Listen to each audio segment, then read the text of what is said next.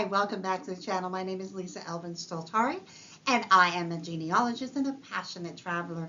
Over the last several years, I've been focusing my attention on discovering more about les filles du roi and then les filles mariées, the marriageable girls, which is what we're going to be doing today. And before we begin exploring these amazing women, I wanted to let you know how you can support the channel. Subscribe, which you just click on, it doesn't cost anything. Like, helps spread the news. And notify, keeps you in the loop. The next way is a little bit bigger. It means that you're contributing financially from 99 cents a month all the way up to $24.99 a month. And all of those can be canceled at any moment, but you can also show your support. And in that, each level has a different perk and a different special, if you will. So have a look at that. I have the link posted for you there as well for you to check that out. So without further ado,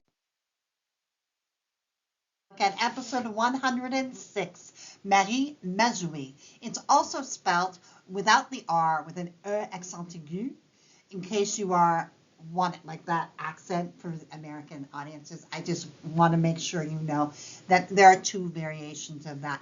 This is from a viewer request. I did not have her in my files, so let's get to know Marie a little bit better. Marie was born in 1643 in La Rochelle, France. Her parents were Etienne Mazouer and Marie Merat. Now, let's talk a little bit about the fact that she was actually baptized in the Protestant temple at La Rochelle. And let's explore La Rochelle a little bit more. La Rochelle, as we say in French. It was founded during the 10th century and became an important harbor in the 12th. Until the 15th century, La Rochelle was to be the largest French harbor on the Atlantic coast, dealing mainly in wine, salt, and cheese. The name La Rochelle actually comes from a Latin meaning little rock, rupella. La Rochelle has actually one of the richest histories of all the towns of France, from its beginnings as an area where the Knights of Templar had their strongest base.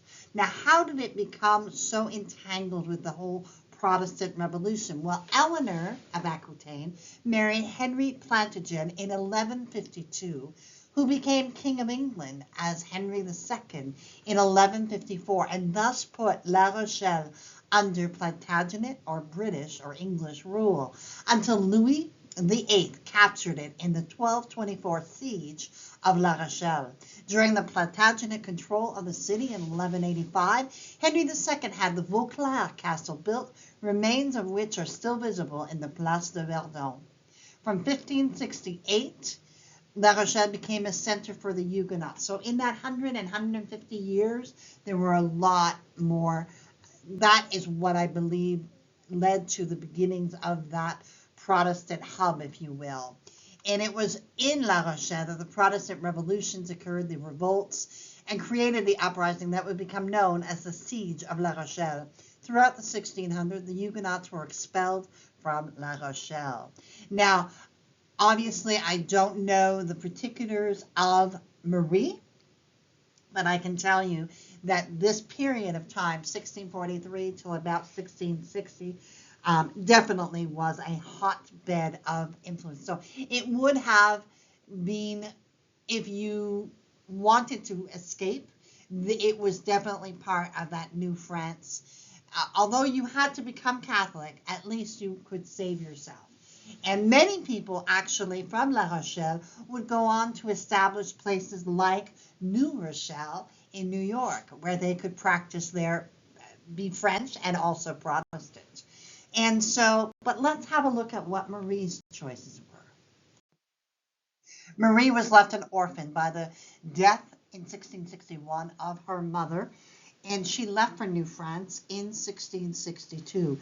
She brought with her an amazing dowry of 450 pounds, or worth 450 pounds, if you will, 300 of which was a gift from her godmother. Let's see the groom that shows up for her. The groom that she would select, and who selected her, was Louis Garneau, and he was born in 1635 in a commune called La Grimaudière, which is found in the Nouvelle-Aquitaine region, And inside of that region, you will find the département or county of Vienne. Now, there are about 400 people that live there today. So it's a very, very small community. His parents, by the way, were Pierre Garneau and Jeanne Barrault. Now, the Church of Saint-Simard, I couldn't pinpoint the exact date, but it's believed to date likely between the 11th and 13th centuries. We know that Louis came to New France as an engagé. He enlisted in 1656 at La Rochelle. So after his contract was over, he was then free to stay. He would, generally speaking, have land and have built some sort of future for a prospective bride. They were married July 23rd, 1663 at Quebec City, and let's see where they ended up. They would come to settle at a place called Ange Gardien, which literally means guardian angel. L'Ange Gardien is located about 14 kilometers or about 9 miles from Quebec City. Pierre Mailleux and Jean Trudel became the first two permanent settlers on September 29, 1657. Our first Mass was celebrated on October 18, 1664 in the house of Jean Trudel. In so doing, the territory of L'Ange Gardien was detached from Château Richer, another spot, to become an autonomous parish. In 1664, there are approximately 125 people. Gradually, the funds for a church were collected, and in 1675, a stone church was built. A new church was built in 1717, and the latter was set on fire in 1931, and then it will be replaced by the church that you see before you. In 1667, they are found in Ange Gardien. We have Louis and Marie with their son, 2 years old, François, and 13 arpents, about 10 to 11 acres of land. They would go on to have 8 children. François would marry Louise Carreau and have 7 children, 6 of whom made it to adulthood. Louise's mother was Jeanne Le Rouge, who we profiled in Vienna episode 80. I have posted the link in the notes. Louis would marry Marie-Anne Hou and have 5 children, all of whom made it to adulthood. He then married Marguerite Catherine Soudard and had 2 children, both of whom also made it to adulthood. There was an unnamed child who passed away in infancy. Charles would die before the 1681 census. There was another unnamed child who died in infancy. Jean would marry Louise Rouault and had 5 children. He then married Marie-Ursule Martin, would have 4 more children, all of whom made it to adulthood. Louis would die before the 1681 census. And finally, Jacques married Angélique Trudel. You might remember that name, Trudel. Those were among the earliest pioneers. He would have 2 children with her, both of whom made it to adulthood.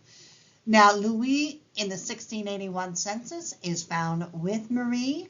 Their children, François, Louis, Jean, and Jacques. They have 1 gun, 10 batacons, either any kind of horned animal, and they have 25 arpents, about 21 to 22 acres of land.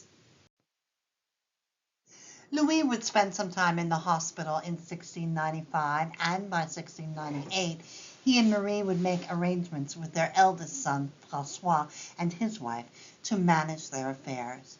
Louis would pass away sometime between 1698 and 1713.